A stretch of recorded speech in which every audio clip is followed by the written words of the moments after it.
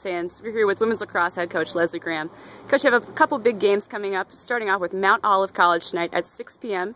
on your home turf. What's your take on tonight's game?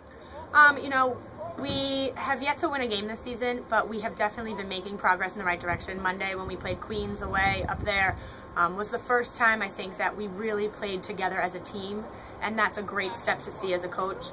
We're really looking forward to tonight's game to kind of keep that momentum going and keep putting those puzzle pieces together, so to speak. First year program Mount Olive is, but they have a lot of depth of talent, some transfers, so by no means are we taking this game lightly at all. We're really looking forward to the challenge that it's going to present to our team. All right, we'll be looking forward to it. After that, it is Belmont Abbey on Saturday. What are your thoughts on that contest? Belmont Abbey, is always a strong contender up in the Carolina region. Played them last year, lost to them. So kind of looking for a little bit of, a revenge type win on our home turf. Really looking forward to kicking off the next couple of weeks of heavy games in the right upswing of momentum, and just trying to, like I said, keep putting the pieces together and really working on all the things that we've been working on in practice and season this so far to move things in the right direction. All right, Coach, we'll be looking forward to watching the girls climb that ladder.